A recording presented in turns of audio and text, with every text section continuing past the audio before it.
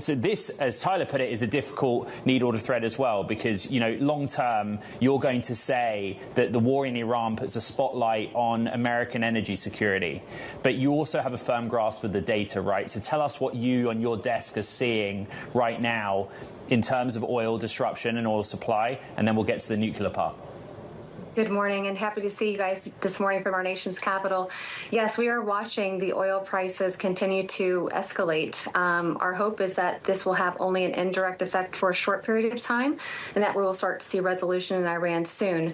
But that being said, these are long-term decision-making that occur with these infrastructure projects. And so the fact is that these disruptions that we are seeing from these geopolitical tensions are going to have a direct impact on our energy prices, our oil and gas prices domestically, and why it's so critical to continue to invest domestically in onshore capabilities related to baseload energy, related to onshoring of manufacturing, so that we're less vulnerable to these market disruptions that can happen overseas.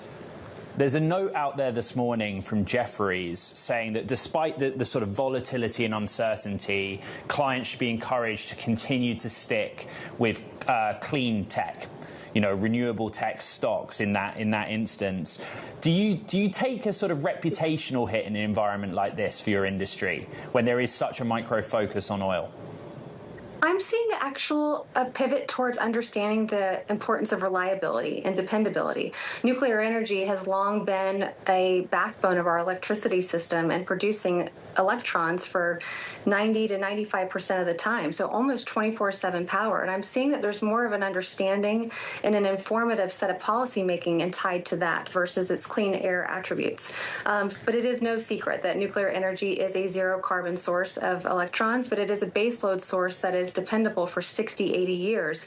And we're hoping that this administration will continue to push to investing more into that infrastructure so that we can continue to be resilient to times like these. Juliann, how quickly can that sort of energy get online? Because you're thinking about how currently useful technology can be deployed. How currently useful is any that is in the United States? These are long-term capital projects. I mean, you're looking at roughly 2 to 4 years for pre-development, and then roughly a 5 to 8 year build cycle before you can put electrons on the grid. But we're seeing in China that they're able to build nuclear power plants in roughly 7 years. And so the United States needs to keep up and ensure that we continue to invest, streamline regulatory, and that's actually why I'm here in our nation's capital today at the Regulatory Information Conference, where we're seeing a strong push in delivering on this administration's executive orders to have more sensible regulations when it comes to nuclear energy. Oh, go there about the 7 years in China. Is that just a quicker turnaround in terms of getting the ability, the capability of putting it in certain jurisdictions? Basically, the regulatory sign-off is faster? That's a large component. You need to have sensible policy making and regulations that are applied to these. You also have to have premier locations that have access to water and to the grid. And in China, it's a very much state-backed program, where in the United States, it's a little bit government-endorsed, but it's industry-led. And so we're seeing this administration extend things like the investment tax credits, the production tax credits, and extending the timeline from the Loan Program Office. These are all great things that are going to enable the industry to keep up with China and making sure that we maintain our nuclear dominance. In October, we got an $80 billion deal for nuclear, right? You are a company that wants to develop nuclear reactors. In fact, you're one of the few names that wants to actually go out and develop a big nuclear plant. What progress have you made on that? What details can you share? And again, in the context of what's happening with the war in Iran, how is that impacting your ability to execute on it? Our company has been laser focused on building the bench strength and capability, a muscle that our country actually has lost since we have not built any new reactors in 30 years, with exception to the 2 plants down in Georgia. So we've been focusing on all the front-end loading activities required for mega projects. So siting and characterizing land, making sure that we're building out our governance structure and capability set, especially working with the government closely, and also working with the design firms, those that design reactors like the GE and Westinghouse of the world.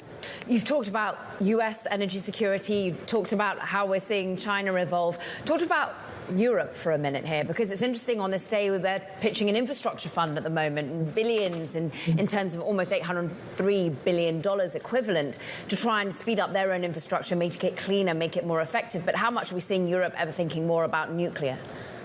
We're seeing a large uptick in activity in nuclear in Europe. And I think what's driving a lot of that is recognizing that national security and energy security are interconnected. We saw this really unfold as they became more vulnerable during the Ukraine war, and their overdependence on Russian gas started to create vulnerabilities in their system. So they want to make sure that they have their domestic manufacturing capability set for their own energy infrastructure and less dependent on neighboring nations. So I think we're going to see a rapid incline of building nuclear infrastructure in Europe, especially Eastern Europe. And even in the Nordics, we're seeing a large amount of activity tying to U.S. technology, wondering when will our technology be ready and how quickly can we export that to those countries.